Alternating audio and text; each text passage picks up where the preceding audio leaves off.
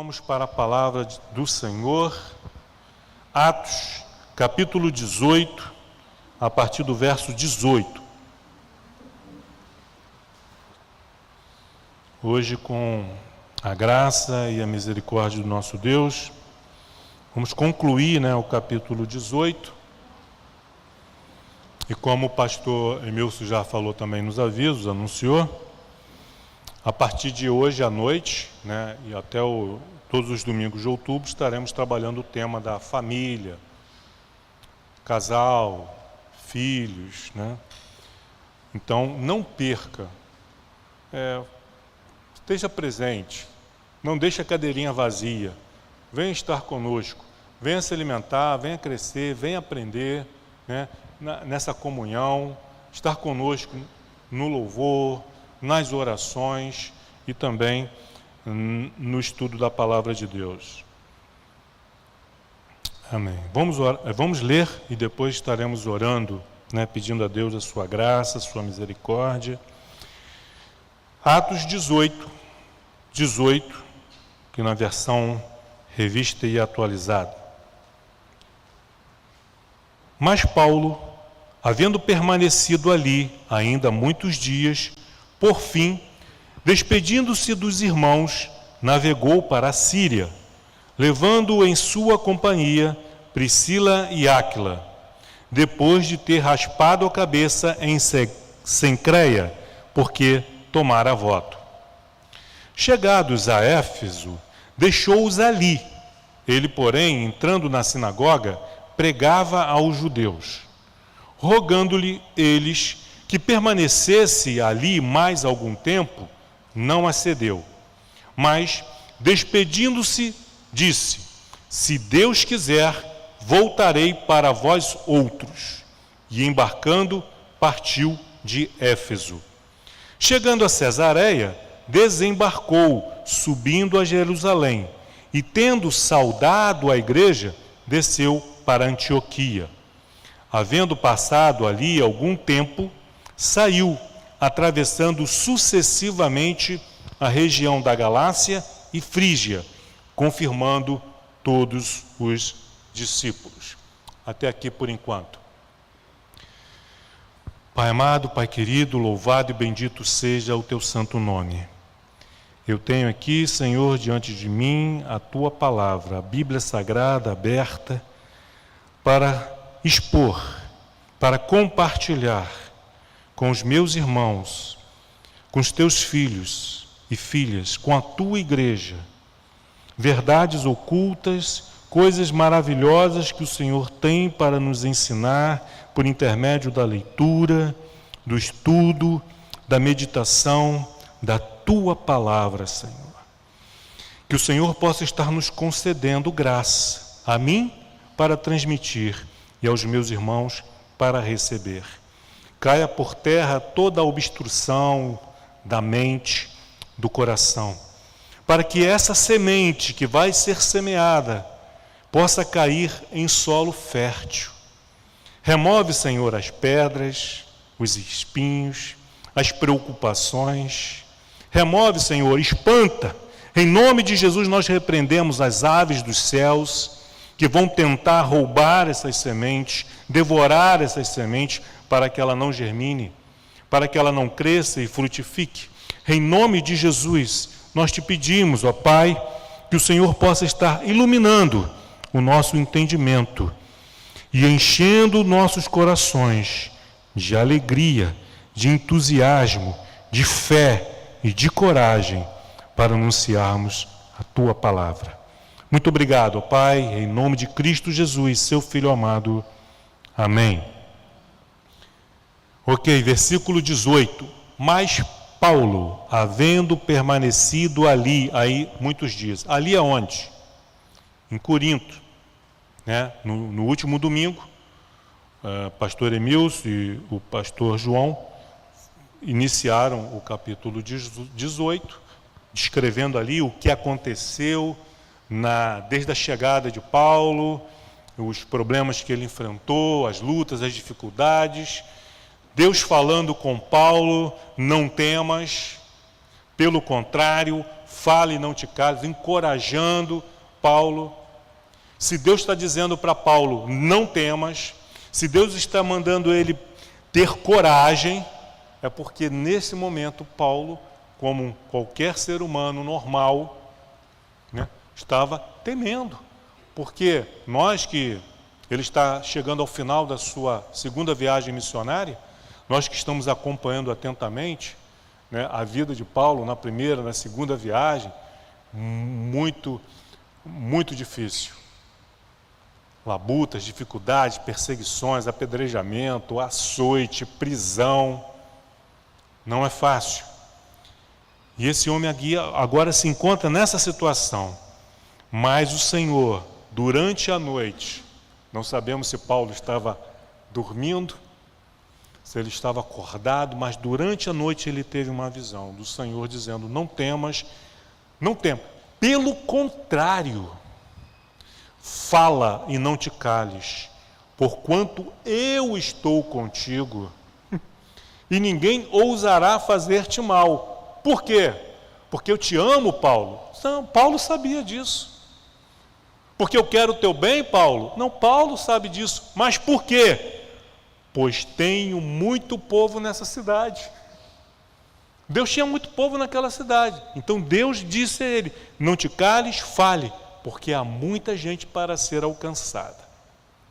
Bom, e aí houve a situação de Paulo ser levado até a presença de Galho, o procônsul, para ser julgado. Galho não quis se envolver em questões religiosas e ele permaneceu. Deus preservou realmente Paulo ali e ele pôde permanecer, como diz aqui, ali ainda muitos dias, permaneceu. O pastor Emílio tratou como ele chegou em Corinto e conheceu Áquila e Priscila, e ele foi trabalhar confeccionando tendas para se autossustentar, porque apóstolo, missionário, pastor, também come, também tem suas despesas. Então, como aqui ele está implantando um trabalho que não tinha, então ele foi atrás de recursos. E Deus providenciou um casal que foi expulso de Roma. Esse casal, eles viviam em Roma. Devido a uma fome muito grande que estava havendo em toda aquela região, o imperador Cláudio, na época, expulsou todos os judeus, porque para diminuir o número de bocas em Roma, menos boca para alimentar. Então ele expulsou todos os estrangeiros, inclusive os judeus, né, para que ficasse ali só os romanos, só o cidadão romano de fato para serem assistidos. Ó, vai embora, se vira. Não temos comida para todos. E aí, Áquila e Priscila chegam em Corinto, mais ou menos na mesma época que Paulo. Eles já eram um casal também, cristão. Então eles se juntaram, deram casa para Paulo, deram trabalho. E aí, imagina a gente convivendo com Paulo e aprendendo. Eles que já eram cristãos aprenderam e cresceram muito com essa convivência diária ali com o apóstolo Paulo. Ok, versículo 18. Mas Paulo, havendo permanecido ali, em Corinto, ainda muitos dias, por fim, despedindo-se dos irmãos, navegou para a Síria. Aí, Daniel, por favor, coloca aquele primeiro mapazinho, só para a gente não ficar perdido aqui no nome dessas cidades. Então ele navegou para a Síria. Então quando a gente lê assim, a gente pensa que ele saiu de Corinto e foi direto para a Síria. Mas os navios, eles faziam escalas, né, para abastecer, para pegar mantimento, para água. Então eles não podiam fazer aquelas viagens, não tem como... É o primeiro. Então a Síria era o destino final da viagem de Paulo, mas antes de chegar à Síria, ele vai passando, né, por outras cidades. Então navegou para a Síria, levando em sua companhia Priscila e Áquila. deixam ali Corinto e vão com ele, entram nesse navio que está indo para a Síria. Depois de ter raspado a cabeça em Cencreia, não está conseguindo botar o mapa? Ah, está aqui. Porque eu não... Ok, não, afasta um pouquinho, mais um pouquinho. Ó, peraí. Quero localizar aqui Corinto. Oi? Então, mais para cá. Não. Desce. Desce. Deixa eu ver aqui pelo celular que é mais fácil de eu identificar. Desculpa, irmãos, o contratempo. Ó, Corinto, tá vendo Corinto ali? Bem aqui nessa direção, perto de Atenas. Então, Corinto era uma cidade que tinha 2 portos. Um que saía ali... Deixa paradinho. Aí tá bom. Quiser dar um zoom ainda, aproximar um pouco mais.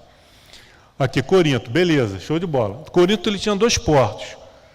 Que ia ali pro oeste, e tinha Cencreia, que ficava ao sudeste de Corinto, coisa de uns 8 quilômetros, que quando alguém queria viajar aqui para o Oriente, embarcava em navios do lado Oriente.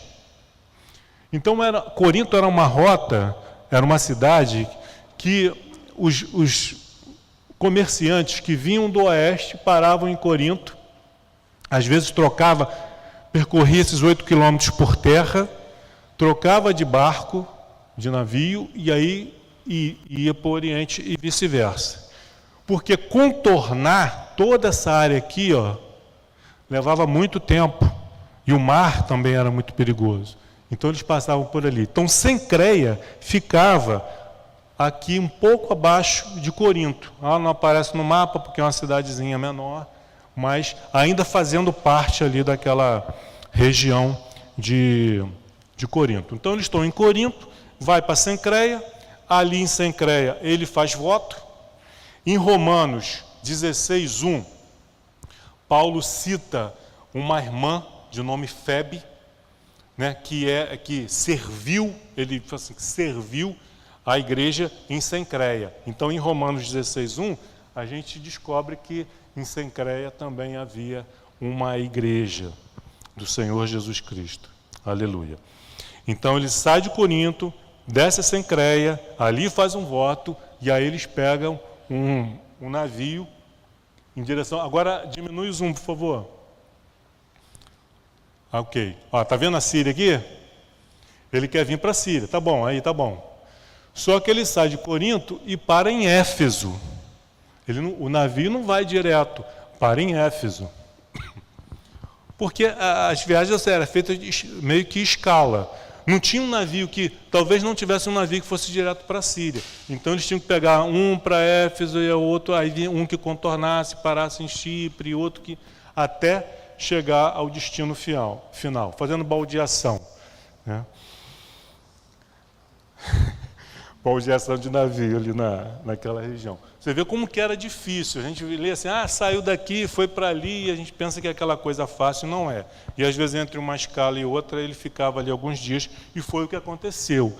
Ele sai de Corinto, desce para Cencreia, em Cencreia ele faz o voto, raspa a cabeça, e aí para em Éfeso. E em Éfeso ele fica alguns dias. Vamos prosseguir na leitura, para entendermos essa viagem de Paulo. Versículo 19. Chegados a Éfeso, pode deixar o mapa, não precisa botar o texto não. O pessoal acompanha aqui, está com as Bíblias também. Chegados a Éfeso, deixou-os ali. Deixou quem? Priscila e Áquila. Porém, entrando na sinagoga, pregava os judeus. Éfeso não era o destino final de Paulo. Era a Síria, ele quer ir para a Síria, onde está Antioquia, que era a cidade. Paulo era membro missionário da igreja de Antioquia na Síria. Então, mas mesmo ali, enquanto ele está aguardando um navio que fosse sair de Éfeso, Paulo, incansável, vai até a sinagoga e vai pregar Jesus para os judeus. Olha, eu estou aqui, mas não vou, estou aguardando um navio que saia, mas não vou ficar de bobeira, não. Vou lá na sinagoga falar de Jesus. E foi o que ele fez, versículo 19. 20. E aí o que aconteceu? Surpreendentemente,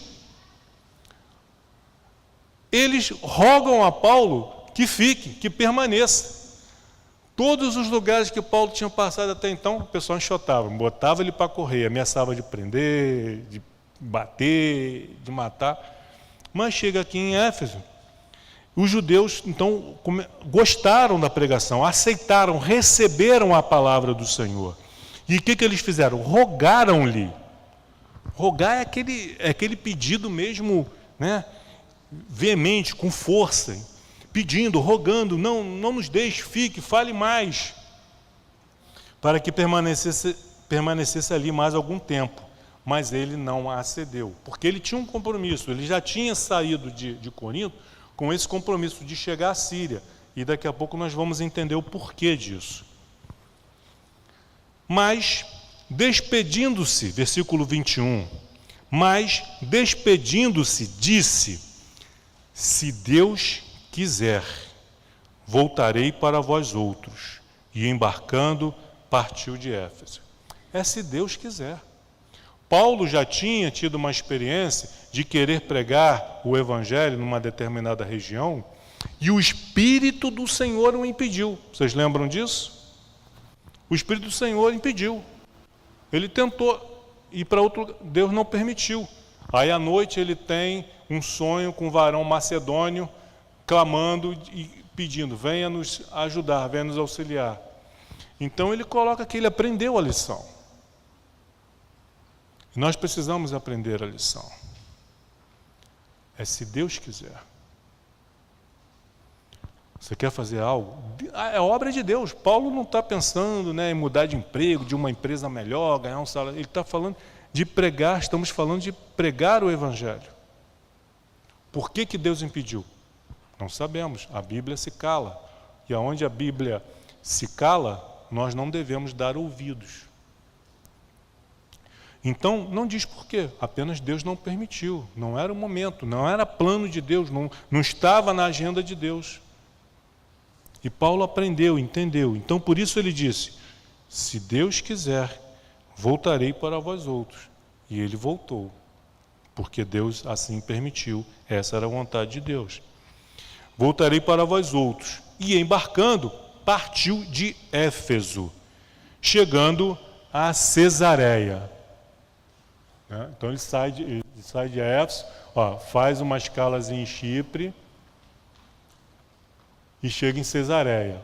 Cesareia está pertinho de Jerusalém. Então ele já pegou esse navio que estava indo para Cesareia, para chegar. Eram muitos barcos indo e vindo, era uma rota ali náutica muito utilizada pelo comércio. Então ele chega em Cesareia.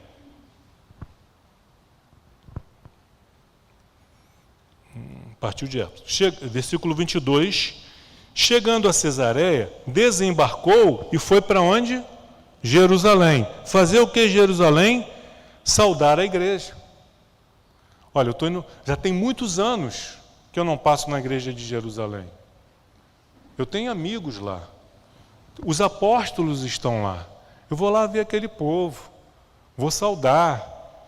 Vou pregar também, vou compartilhar a palavra de Deus com eles, vou comunicar a eles o que Deus está fazendo por esses lugares dos gentios, essas cidades dos gentios, essas cidades gregas, os milagres que aconteceram, os livramentos que Deus me deu, as cadeias, os açoites, o apedrejamento que eu enfrentei. Mas eu vou lá compartilhar com os meus irmãos, vamos rir, vamos chorar juntos, vamos compartilhar experiências. Eu também quero saber o que está acontecendo em Jerusalém. Eu quero ver aquele povo. Então ele vai, né, e passa por Jerusalém.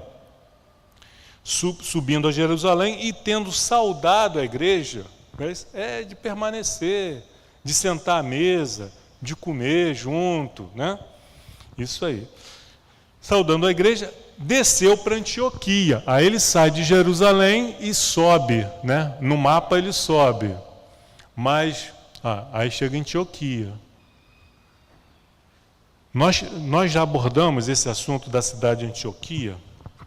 Quando houve a perseguição em Jerusalém, muitos judeus foram para essa cidade de Antioquia. E os cidadãos dali abraçaram a fé. Barnabé, isso está em Atos capítulo 11, Barnabé, quando toma ciência do que está acontecendo, Barnabé vai para lá e fica feliz com o que vê. E era muita gente, era muito trabalho. Barnabé, eu não vou dar conta disso. Aí ele se lembra do seu amigo Paulo, e aí ele vai até Tarso, atrás de Paulo, anuncia a Paulo o que está acontecendo. Paulo, você tem que vir comigo para Antioquia. Tá? Deus está um agir maravilhoso lá, e eu preciso de ajuda. E Paulo vai, e eles ficam lá, junto com outros homens, outros pastores, atuando ali, fazendo um trabalho lindo. Tinha profetas e pastores, um trabalho, uma igreja. Aí o Espírito Santo diz para esses profetas e pastores que haviam em Antioquia: separai-me Barnabé e Paulo para o trabalho que eu tenho. E aí ele sai para a primeira viagem, tem a primeira viagem, teve a segunda viagem, e aí ele volta aqui, agora retorna para Antioquia, para a igreja que o enviou. E lá, mesma coisa, ele vai compartilhar com os irmãos todas as suas experiências, ele fica ali um tempo. Versículo 23. Havendo passado ali algum tempo, não muito tempo, algum tempo, mas Lucas não foi preciso aqui no tempo, saiu, atravessando sucessivamente a região da Galácia e Frígia. Aí já é o outro mapazinho. A região da Galácia e Chipre fica aqui ao norte. Diminui o zoom, por favor. A cidade de Chipre aqui. Não. Chipre, isso. A ilha de Chipre. Não, volta para cá. Isso. A Galácia e a Frígia, ela é aqui, Antioquia está aqui. Galácia e Frígia, toda essa região aqui em cima, como se fosse a região, vamos dizer, região norte do Brasil, né? O Pará, Amazonas, os estados ali da região norte. Então ele vai para a Galácia e para a Frígia, como se fosse, só para a gente ter uma ideia, né, de visualizar. Por que ele vai para lá? Atravessando sucessivamente a região da Galácia e Frígia, confirmando todos os discípulos. Ele agora retorna, não mais fazendo um trabalho missionário, mas um trabalho de discipulador. Ele já passou por essa região, ele já esteve nessas cidades, ele já evangelizou, já falou de Jesus. Ele agora vai retornar para ver como aquelas pessoas estão. Então o trabalho missionário, o trabalho pastoral, não é só ganhar almas para Cristo e dizer assim, agora se vira. Não, ganha, acolhe e cuida, para confirmar a fé desses irmãos, para confirmar o seu crescimento. Então ele vai ali estar compartilhando com aquelas pessoas, ver como eles estão, quais são as suas necessidades espirituais. Então ele vai começar ali a compartilhar com essas igrejas que ele já estabeleceu. Enquanto isso, quem ele deixou em Éfeso? Priscila e Áquila, ficaram lá. Aqueles irmãos que rogaram a ele, aqueles judeus que rogaram a ele que permanecesse em Éfeso, não nos deixe, não ficaram sozinhos. Eles tinham um casal ali, Áquila e Priscila, para cuidar deles. Paulo não deixou aqueles homens ali sozinhos, deixou ali aos cuidados desse casal. É o que nós vamos estar vendo agora adiante. Ok? E aí nós fechamos. O que nós aprendemos aqui com Paulo, né? O primeiro ponto é esse, é evangelizar, sermos incansáveis na pregação da palavra do Senhor, de anunciarmos Jesus. Mas eu já falei tanto. Continue falando, não se canse, não temas, fale, não te cales. Busque a Deus sabedoria, ore, peça sabedoria. E aprofunde-se na palavra. Leia a Bíblia, estude a Bíblia, medite na Bíblia, para também não falar besteira. Porque o que tem atrapalhado muitas vezes o crescimento, o desenvolvimento do Evangelho é que às vezes a pessoa, na ânsia, no ímpeto de evangelizar, de falar de Jesus, fala bobagem. Então nós precisamos falar sim, mas baseado nas Escrituras, na verdade. Então precisamos estudar a palavra, meditar, buscar, ter mais de uma versão, e nós vamos chegar nesse ponto, a importância de termos mais de uma versão, versões antigas, versões atuais, porque elas se completam. Bíblias de estudo. Tenha uma boa Bíblia de estudo, invista nisso aí, a gente gasta dinheiro com tanta bobagem. Cancele, se for o caso, a Netflix, e compra uma Bíblia de estudo, vai ser muito mais proveitoso. Ok, irmãos? E o cuidado dele, não só de colocar cristãos no mundo, mas de cuidar, de acompanhar o crescimento e o desenvolvimento dessas pessoas. Versículo 24. Vamos agora para a segunda parte. Então Paulo está fazendo, depois de ter passado em Jerusalém, ter passado em Antioquia, agora está na Galácia, na região da Galácia e da Frígia. E agora, enquanto isso, o que está acontecendo em Éfeso? Nesse meio tempo, chegou a Éfeso um judeu, natural de Alexandria, chamado Apolo, homem eloquente e poderoso nas Escrituras. Era instruído no caminho do Senhor, e sendo fervoroso de espírito, falava e ensinava com precisão a respeito de Jesus, conhecendo apenas o batismo de João. Ele, pois, Apolo, começou a falar ousadamente na sinagoga. Ouvindo-o, porém, Priscila e Áquila tomaram-no consigo e com mais exatidão lhe expuseram o caminho de Deus.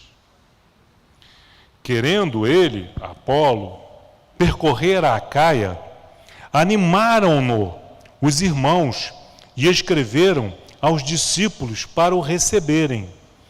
Tendo chegado, auxiliou muito aqueles que, mediante a graça, haviam crido, porque com grande poder convencia publicamente os judeus, provando por meio das Escrituras que Cristo é Jesus. Glória a Deus, louvado seja o Senhor. Então Paulo está visitando as igrejas e os irmãos da Galácia e da Frígia. Em Éfeso, as coisas estão acontecendo. Em Éfeso, em Corinto, em Jerusalém. As coisas estão acontecendo aqui no Coelho, estão acontecendo pelo mundo. Igrejas, pessoas estão se convertendo. Em muitos lugares, um mover do Espírito Santo. Se tem alguns lugares onde as igrejas estão morrendo, estão ficando frias e geladas, há lugares onde Deus está renovando, reavivando, trazendo avivamento espiritual. E nós não podemos ficar de fora desse avivamento. Não podemos. Se nós queremos servir a Deus com excelência, nós precisamos dizer ao Senhor: Senhor, eis-nos aqui. Envia o teu Espírito a nós. Acenda a chama. Faça brilhar a luz de Cristo em nosso meio. Venha aquecer os nossos corações. Que haja conversões, que haja conversões, arrependimento, abandono de pecado, que haja crescimento, que haja milagres em nosso meio, em nome de Jesus. E nesse meio tempo, chegou a Éfeso um judeu, versículo 24. E aí, Lucas começa a dar detalhes a respeito desse homem. Judeu, natural de Alexandria. Alexandria era uma cidade no Egito, que foi fundada durante o império de Alexandre o Grande. Por isso que recebeu esse nome de Alexandria, em homenagem a Alexandre o Grande. Era uma cidade intelectual. A biblioteca de Alexandria era a maior da sua época.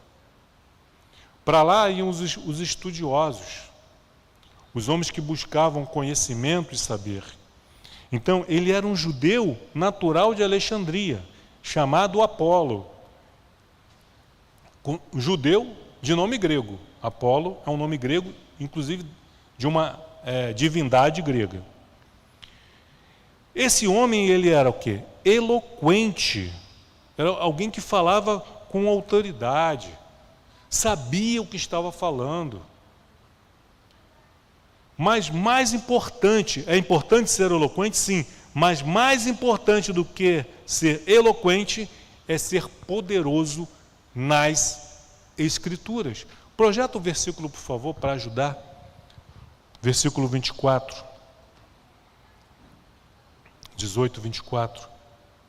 Porque nós temos aí muita gente eloquente, que fala muito bem, mas fala sobre filosofia, tecnologia, medicina, psicologia, inúmeros assuntos, alguns inúteis, outros importantes. Mas, para o reino de Deus, o relevante é que, nesse discurso eloquente, a pessoa seja poderosa, seja conhecedora das Escrituras.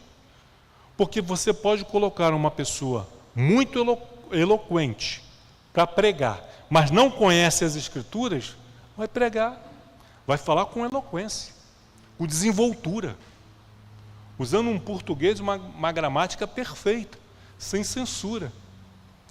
Mas o que ele está falando é verdade? O que ele está falando salva vidas?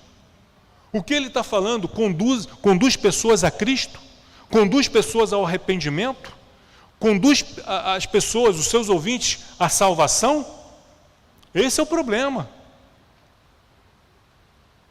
Não é que devamos ser negligentes no falar, mas eu prefiro alguém falando nós fomos, mas que seja poderoso nas Escrituras, que esteja pregando o evangelho verdadeiro, do que alguém muito eloquente, mas que esteja pregando um evangelho fantasioso. Estão me entendendo, queridos? Se puder associar as duas coisas, melhor ainda. Versículo 25.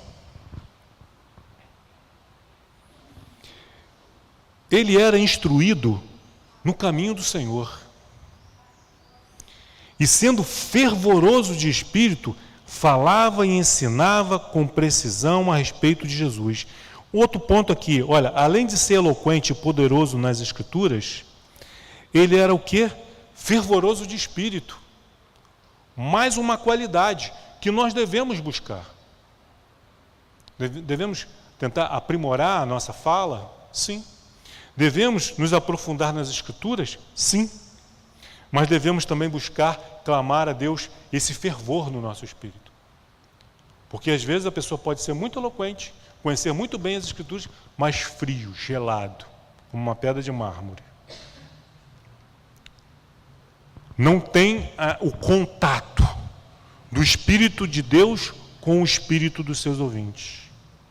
As pessoas saem dali mais instruídas, saem dali mais cultas, mas sem transformação de vida. Então precisamos buscar, vocês, eu, todos nós, precisamos buscar essa eloquência, esse conhecimento das Escrituras, mas esse fervor no Espírito. Quando nós falamos, quando eu falo, quando você fala a respeito de Jesus, você é convincente? As pessoas conseguem ver que você crê de fato naquilo que você está falando? Ou você está falando apenas da boca para fora? Quando você diz assim, não, eu creio em Deus, Deus é poderoso, você crê nisso?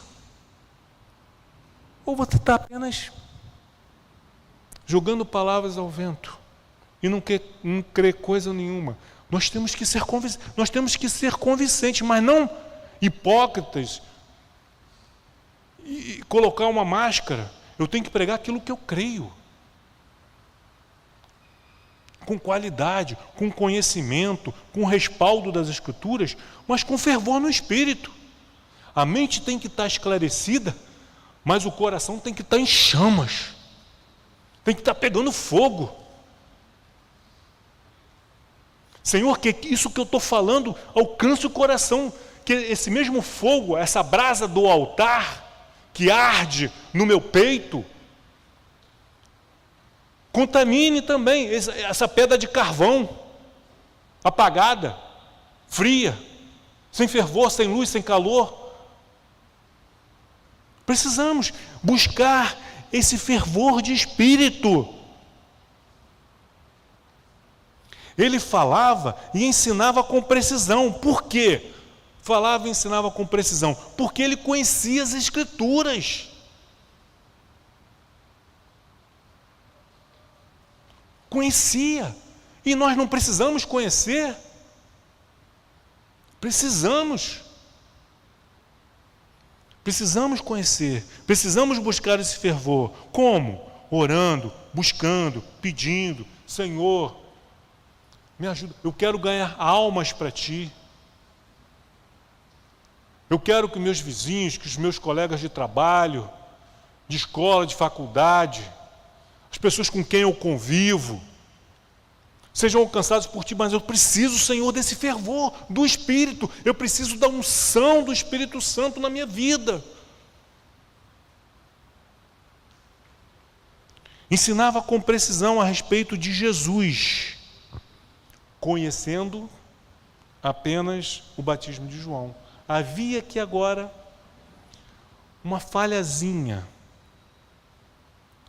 no discurso, na pregação de Apolo. Ele conhecia apenas o batismo de João. Então ele ensinava, ele era poderoso nas Escrituras, no Antigo Testamento, na lei e nos profetas, naquilo que a lei e os profetas falavam a respeito do Cristo, de que ele haveria de vir, como ele nasceria, viveria, o poder do seu sofrimento. Ele conhecia o batismo de João, que é o batismo de arrependimento. E aí nós podemos entender aqui por esse conhecendo apenas o batismo de João, em que se baseava o discurso de Apolo, que era muito bom, era verdadeiro, mas faltava um algo mais, porque ele conhecia apenas o batismo de João. E para nós entendermos o que é esse discurso de João, nós precisamos voltar nos evangelhos, porque Mateus, Marcos e Lucas falam do que João pregava, o que João ensinava. Então Mateus 3, Marcos 1 e Lucas 3 tem ali os discursos de João Batista. Mas estaremos lendo aqui apenas alguns versículos de Mateus capítulo 3, não todos, para logo depois retornarmos aqui a Atos 18. Só para a gente entender aqui mais ou menos, ter base, ter ideia do que Apolo pregava. Do que Apolo ensinava com precisão. Mateus capítulo 3. capítulo 3, verso 2. O que João Batista pregava? Arrependei-vos porque está próximo o reino dos céus. Apolo pregava a mesma coisa. E nós devemos pregar isso também, hoje. Porque se naquela época já estava próximo, imagine hoje, está muito mais próximo. E nós precisamos pregar para as pessoas: arrependam-se, convertam-se dos seus maus caminhos, abandonem o pecado, porque o reino dos céus está próximo o reino dos céus. Ainda que Jesus não volte, nós podemos partir antes. E precisamos estar preparados para nos encontrarmos com Deus, com o misericordioso, mas justo juiz. O arrependimento é a porta de entrada. E sem arrependimento, sem conversão, sem abandono de pecado, não há salvação. Você pode ser membro de uma igreja, você pode ser batizado, você pode trabalhar em algum setor da igreja, você pode ser pastor, pode ser o que for, mas se vive no pecado, se não se arrepende dos seus pecados, se não abandona os seus pecados, se não confessa os seus pecados, está perdido. Então, João Batista pregava isso e Apolo também pregava. Versículo 8, Mateus 3, 8. Pulei alguns versículos aqui. Vou pular o versículo 7, depois vocês leiam. Esse era o discurso de João. Ele não pegava leve, não. Versículo 8. Produzi, pois, frutos dignos de arrependimento. Então, arrependei-vos, porque está próximo o reino de Deus, o reino dos céus. Versículo 8. E produzam, pois, frutos dignos de arrependimento. Não frutos de pecado, mas frutos que sejam dignos, que comprovem, que demonstre, que seja prova de que você de fato se arrependeu. Os bons frutos e as boas obras, elas não são para a salvação, não é para que você e eu sejamos salvos, mas é a comprovação de que fomos salvos. Aleluia. Nós não praticamos boas obras para conseguir um terreninho nos céus, não. É porque Cristo Jesus, na cruz do Calvário, morreu e levou sobre si os nossos pecados, nós cremos nisso e nos arrependemos e abandonamos o pecado. Então, como prova, eu vou produzir frutos dignos. Aquele que mentia, passe a falar a verdade. Aquele que roubava, não roube mais e passe a trabalhar, se sustentar de maneira justa, digna, honesta. E assim vai. Produza frutos, comprove, demonstre com a sua vida de que de fato você se arrependeu. Porque chegar domingo, tomar um banho, vir com uma roupinha bonitinha para a igreja e estar sentado no banco, não é. Não é fruto que demonstre que você se arrependeu. Quem se arrependeu, de fato, se converteu, vem à igreja, participa dos cultos, cultua a Deus junto com os irmãos, com a congregação. Mas, infelizmente, nem todos, de fato, se arrependeram. E o que João Batista está pregando? Para mim, para você, o que Apolo pregava lá em Efésios? Arrependimento. Porque ele conhecia as Escrituras, e o Antigo Testamento fala a respeito disso, de arrependimento, de conversão, de fazer o bem e não fazer o mal. Versículo 9. E não comeceis a dizer entre vós mesmos, temos por pai Abraão, porque eu vos afirmo que destas pedras Deus pode suscitar filhos de Abraão. Não adianta dizer, não, porque meu bisavô era crente, meu avô era pastor, que meu pai era não sei o quê. E daí? E você? Você pode vir de uma família toda de cristãos, mas se você não é, está perdido. Como você também pode vir de uma família de pessoas pecadoras, iníquas. Mas se você se arrependeu, se você se converteu, se você entregou sua vida para Jesus, você está salvo. Aleluia! E aí ele continua, no verso 10. Apolo pregava isso, ele pregava o batismo de João. Ele pregava, ele aprendeu com João. Pelo que dá para entender, Apolo, que era de Alexandria, quando ele ouviu falar de João Batista, ele foi lá. Ele ouviu, ele aprendeu, ele foi um dos discípulos de João Batista. Mas dá a entender também, por Atos 18, que ele não teve contato com Jesus. Teve com João Batista, mas não teve com Jesus. Então, o seu conhecimento ficou ali restrito até João Batista. Vamos entender melhor isso, em nome de Jesus. E aí ele coloca, olha, arrependei-vos, produzi, pois, frutos dignos de arrependimento. Não comeceis a dizer que temos por pai Abraão, não façam isso. Por quê? Versículo 10. Já está posto o machado à raiz das árvores. Toda árvore, pois, que não produz bom fruto, é cortada e lançada ao fogo. Ou seja, o agricultor, ele entra lá no pomar dele.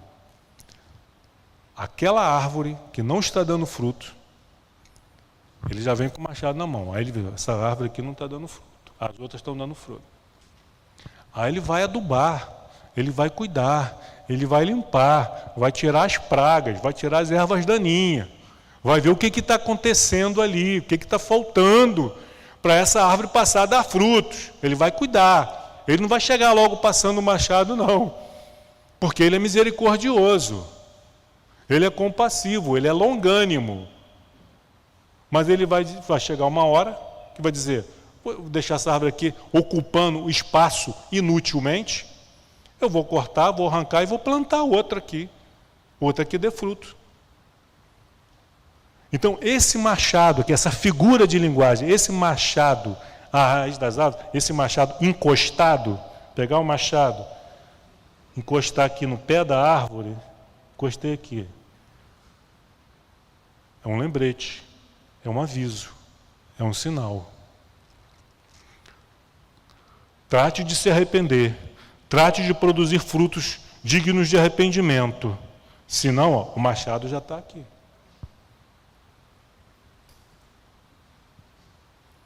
E chega uma hora que o machado vai agir.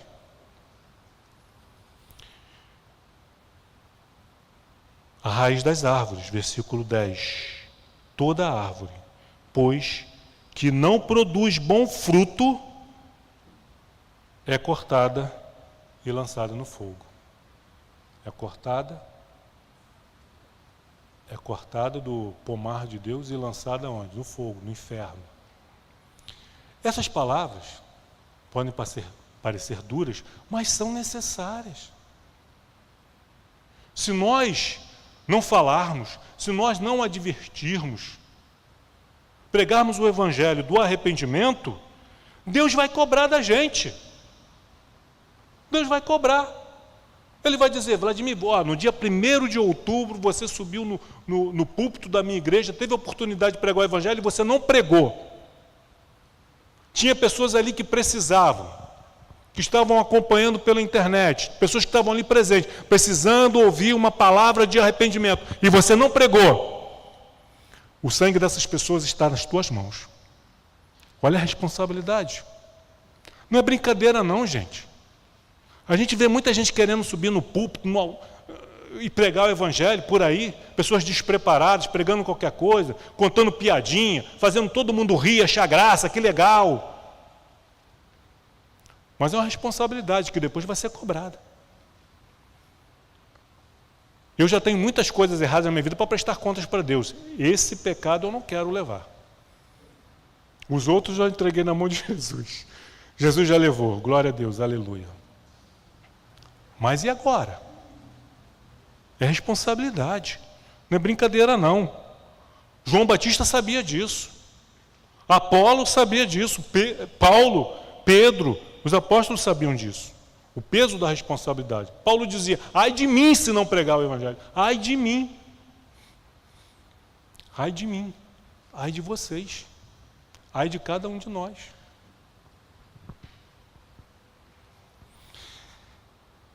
E aí, tendo dito isto,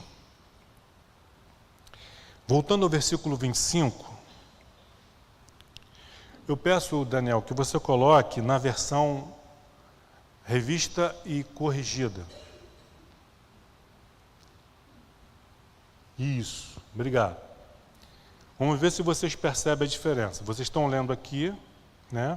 Eu vou ler aqui na ARA, revista e atualizada. Era ele instruído no caminho do Senhor, e sendo fervoroso de espírito, falava e ensinava com precisão a respeito de Jesus, conhecendo apenas o batismo de João. Aqui fala Senhor, caminho do Senhor e a respeito de Jesus. Na revista corrigida, ele era instruído no caminho do Senhor, fervoroso de espírito, falava e ensinava diligentemente as coisas do Senhor, conhecendo somente o batismo de João. A ARC é uma versão em português, né, do século XIX. A ARA é do século XX, da década de 50, 1959, por ali. E a ARC de 1889, 88. Ela traduz do grego, a palavra curios é Senhor. E no grego está curios, tanto aqui, ó, caminho do curios, Senhor, e a respeito de curios, Senhor. Quando eles fizeram a atualização, na década de 50, do século passado, eles trocaram a palavra Senhor por Jesus. Tem algum problema? Qual é o nosso Senhor? Jesus. Só que no contexto, aqui no contexto, quando eu substituo o Senhor por Jesus, aí cria um problema. Por isso que é importante nós termos versões diferentes. Aí todas as outras versões mais modernas, que vieram depois da ARA, da revista e atualizada, a Almeida 21, NVI, NAA, também falam Jesus e não Senhor. Qual é o problema? Vamos entender. Ele era instruído no caminho do Senhor. Que Senhor? Senhor Deus. Ele não está se referindo a Jesus. O caminho do Senhor, que era o mesmo que João Batista pregava. Sendo fervoroso de espírito, falava e ensinava com precisão a respeito do Senhor. Do Senhor que haveria de vir. Ele ainda está lá em João Batista. As coisas aconteceram e ele... Tanto é, conhecendo apenas o batismo de João, o batismo de arrependimento. E aí, versículo 26. Glória a Deus. Ele, pois, começou a falar ousadamente na sinagoga, com ousadia, com coragem, sem medo. Começou a falar com intrepidez na sinagoga, pregando para os judeus ali de Efésios o mesmo discurso, a mesma pregação de João Batista. Não a de Jesus, mas a de João Batista. Na sinagoga, versículo 26 ainda, na versão ARA. Ouvindo-o, porém, Priscila e Áquila tomaram-no consigo e com mais exatidão lhe expuseram o caminho de Deus. Priscila e Áquila estavam lá, ouviram ele falar. Puxa, que homem, que rapaz eloquente, fala bem, fervoroso, ele acredita nisso mesmo. Ele conhece as Escrituras, é poderoso no falar. Aí Priscila e Áquila falaram, mas ele precisa conhecer mais a respeito de Jesus, ele não fala de Jesus. Aí o que aquele casal fez? Um casal, a Bíblia não diz que eles eram pastores, se eram bispos, apóstolos eles não eram, mas era um casal de cristãos que conviveram um tempo com o apóstolo Paulo. Eles aprenderam com Paulo. Eles cresceram com Paulo. E aí aquele casal, nós não podemos deixar que esse rapaz, tão fervoroso, tão temente a Deus, continue mancando no seu discurso. Precisamos compartilhar a respeito de Jesus com ele. E aí o que eles fizeram? Tomando-o à parte, tomaram-no consigo. Chegaram, se apresentaram para Apolo, deram os parabéns para ele. É isso mesmo, isso é a palavra de Deus, precisamos de gente assim para divulgar a palavra do Senhor. Vamos lá em casa, vamos almoçar. Convidou Apolo para ir na casa deles. Eles convidaram Paulo da primeira vez lá em Corinto para aprender. E aprenderam com o mestre Paulo a respeito do mestre dos mestres, Jesus Cristo. E agora eles veem ali um rapaz com potencial, mas com uma certa deficiência. Então esse casal abraçou Apolo e começaram a compartilhar com ele, é esse de quem João Batista pregava, dizendo que não era digno de curvado desatar as sandálias dos pés. Esse aí que João Batista dizia que pregava, que estava por vir, que era maior do que ele, que viria e batizaria com o Espírito Santo. Esse é Jesus. E ele já veio. E aí começaram a falar a respeito do nascimento de Jesus, a anunciação, a gravidez de Maria, o nascimento, o crescimento, o desenvolvimento, o ministério de Jesus, o que ele fez, o que ele operou, os milagres que ele realizou, as curas, as ressurreições, os ensinos de Jesus. Inclusive ele foi batizado por João Batista, e quando foi João Batista, não, eu que preciso ser batizado por ti, não, eu tenho que cumprir toda a justiça. E leia, traduza, entenda justiça na palavra de Deus como a vontade do Senhor. A vontade do Senhor é justa. Falaram a respeito de Jesus. E vejam que esse homem, vindo da Alexandria, homem eloquente, poderoso nas Escrituras, fervoroso de espírito, ele era também o quê? Humilde. Porque ele ouviu aquele fazendor de tenda. Aquele casal que não tinha títulos na igreja, mas ele ouviu com humildade. E ele ia comparando ali, vendo pelas Escrituras que de fato o que eles falavam é Jesus. E aí agora ele passa a pregar não mais João Batista, não mais o batismo de João, mas começa a pregar Jesus. Aleluia. Que haja em nosso meio muitos Áquilas, muitas Priscilas, casais dispostos a abraçar jovens promissores, chamados por Deus para a pregação do Evangelho e auxiliá-los no caminho do Senhor. E que, independente dos seus títulos, dos seus cursos, dos seus diplomas, mantenham a humildade de aprender, até mesmo com aqueles que não têm títulos, mas têm o conhecimento do Senhor. Aleluia. E com mais exatidão, finalzinho do versículo 26, mais exatidão, lhe expuseram o caminho de Deus. E aí Apolo, com esse espírito fervoroso, quis o quê? Querendo ele percorrer a Acaia. Aquele outro mapazinho, Daniel, por favor, o último.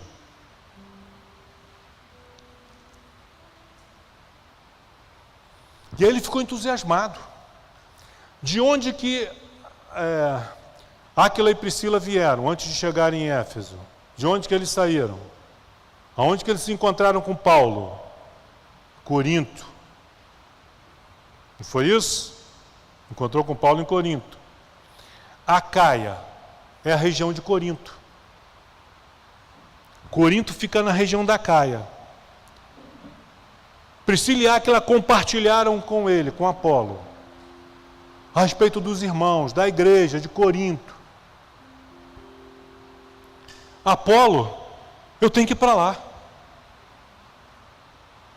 Eu tenho que ir para lá, ajudar esse povo, expor as escrituras. Tem que ir para lá pregar o evangelho. O pessoal daqui de Éfeso já tem vocês, Priscila e Áquila. Eles ficaram lá, agora não tem ninguém, eu vou para lá. Querendo ele percorrer a Acaia, Corinto ficava na região da Acaia. O que Priscila e Áquila fizeram? Não, fique aqui conosco. Bota o versículo, por favor, Daniel. Esquece o mapa. Querendo ele percorrer a Acaia, animaram-no. Isso mesmo, vá para lá. Animaram-no os irmãos, Priscila, Áquila e todos os demais. Isso, Apolo, isso mesmo, vá para lá.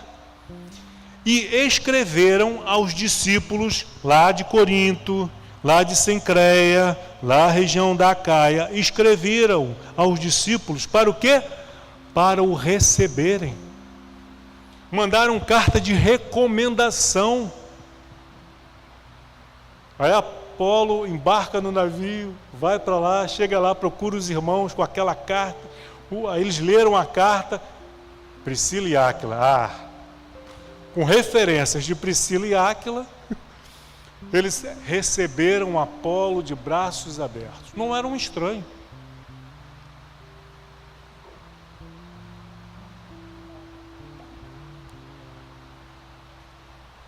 Aos discípulos para o receberem, escreveram, o animaram, o incentivaram.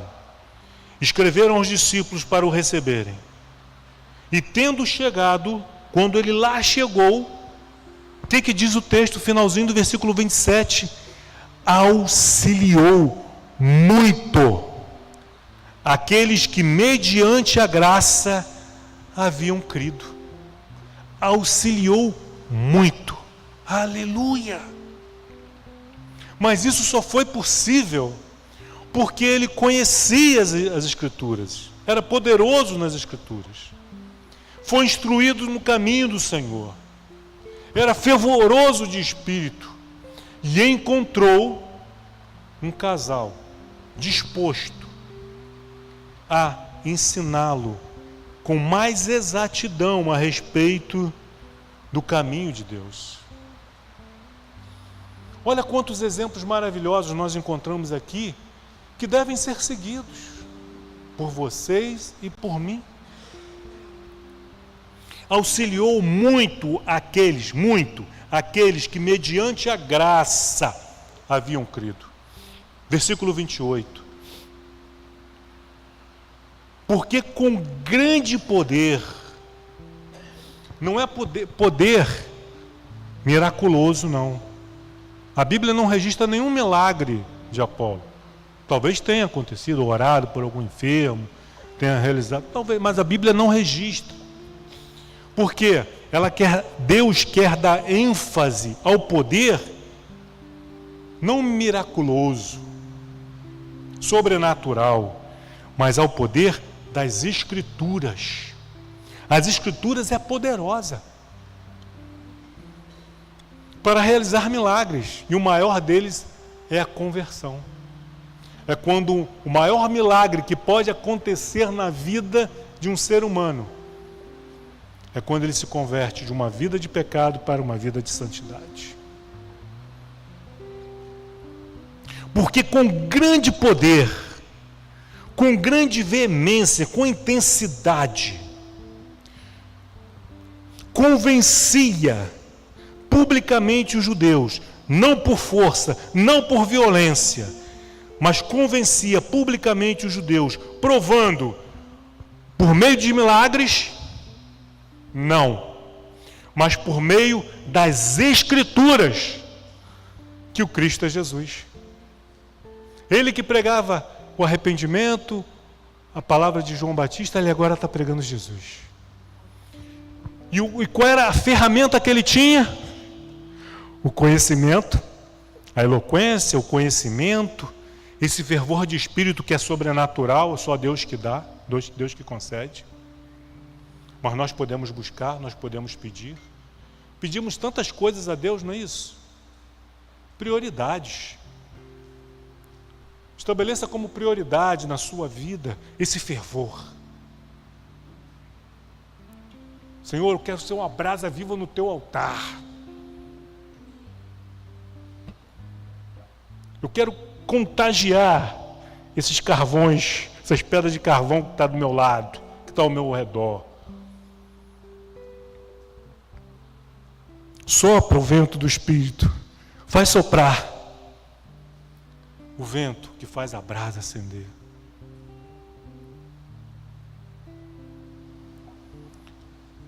Com grande poder, convencia publicamente os judeus, provando por meio das Escrituras que Cristo é Jesus. Aleluia. Louvado seja o Senhor. E aí, ele está onde? Em Corinto. Está na região da Caia. E ele fez esse trabalho aqui, ó. Auxiliou muitos, aqueles que mediante a graça haviam crido, convenceu publicamente por meio das Escrituras. E aí, infelizmente, alguns irmãos lá de Corinto, que tiveram Paulo e Apolo como mestres, não cresceram, não amadureceram, continuaram crianças. E aí surge uma divisão dentro da igreja de Corinto. 1 Coríntios 3, 6, 8, estou terminando.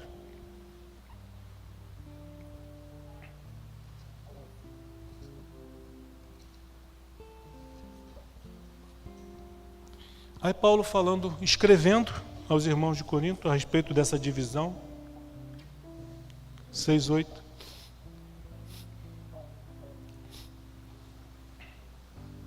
Versículo 4. Quando, pois, alguém diz, eu sou de Paulo, outro, eu de Apolo, não é evidente que andais segundo os homens? Quem é Apolo? Paulo escrevendo. Quem é Apolo? E quem é Paulo? Somos, ele, assim como eu, somos servos, por meio de quem crestes. Isto conforme o Senhor concedeu a cada um. Eu plantei. Quem passou por Coríntios primeiro? Paulo. Eu plantei. Apolo regou. Apolo foi para lá depois. Eu preguei, eu plantei. Apolo regou. Mas o crescimento vem de Deus, não é do homem. Não é. Para que toda honra, toda glória e todo louvor sejam dados a Deus. Versículo 7. De modo que nem o que planta é alguma coisa. Eu plantei, você é coisa alguma. Eu reguei, coisa alguma é também. Mas Deus que dá o crescimento. Preservemos a nossa humildade. Seja Paulo, Apolo, seja quem for, seja humilde. Ora, o que planta e o que rega são um. E cada um receberá o seu galardão, isso basta. Não devemos buscar as honras dos homens, do mundo, mas o galardão que está lá nos céus e que ninguém pode roubar. Ladrão não pode escavar e roubar, a traça não pode comer, a ferrugem não pode corroer.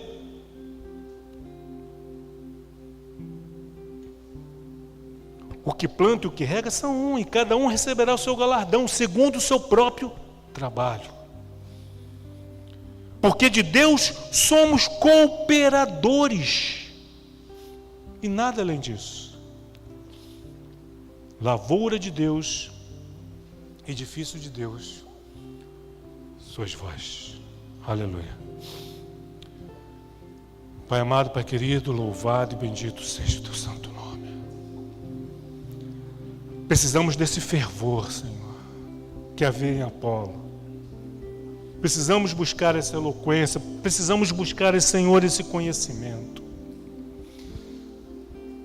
Mas também termos humildades para nos assentarmos e aprendermos com as Priscilas e Áquilas da vida. Homens e mulheres que o Senhor vão colocar no nosso caminho para nos abençoar, para que possamos ser bênçãos na vida de outros.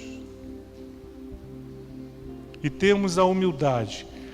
Faça o que fizer, aconteça o que acontecer.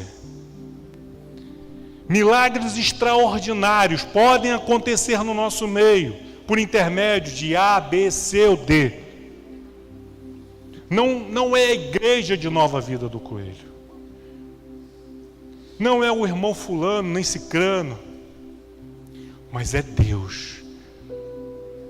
Que possamos preservar essa humildade, sem nos desviarmos da tua verdade, que salva, que só Cristo salva. A ti, Senhor, toda a honra, toda a glória e todo o louvor. Sonda-me, Senhor, e me conheces, quebranta o meu coração, transforma-me conforme a tua palavra e enche-me até que em mim se ache só a ti. Então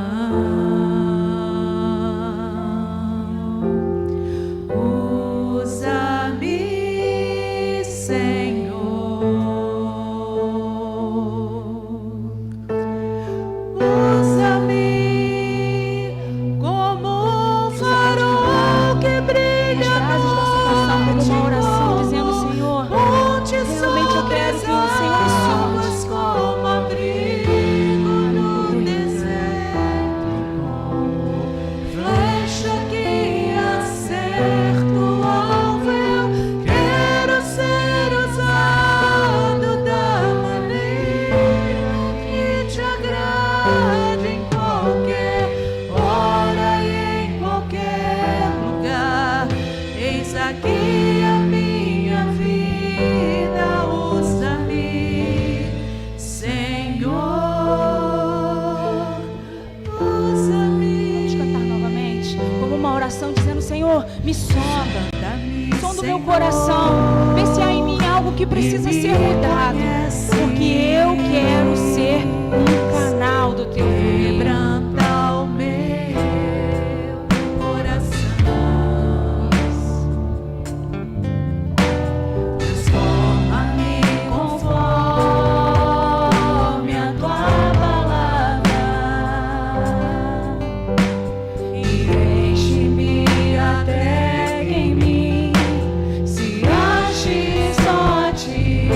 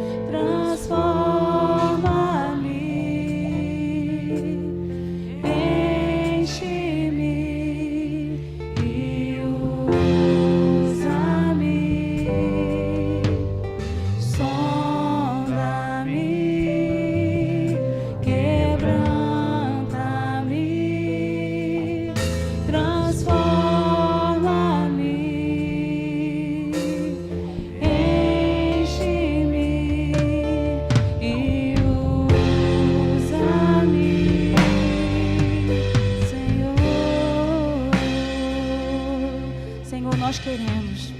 Queremos ser assim como esses homens que foram falados durante a tua palavra, ser esses canais do teu fluir, esses cristãos tão genuínos que no nosso dia a dia não deixemos passar uma vida sequer que precise da tua palavra, que ela venha ouvir através de nós, da nossa própria vida, o fluir da tua verdade, que nós sejamos esses cristãos verdadeiros, genuínos, transformados.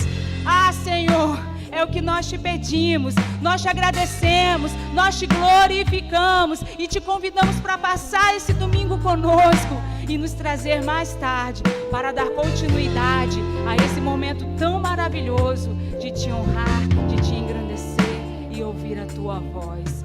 Muito obrigada por essa manhã, essa é a nossa palavra, Senhor. Muito obrigada, aleluia. E que se você concorda comigo, você pode, antes de sair, dar aquele forte aplauso àquele Deus que é digno, digno, digno de toda honra, glória, louvor, adoração, aleluia. Eu poderia estar em qualquer outro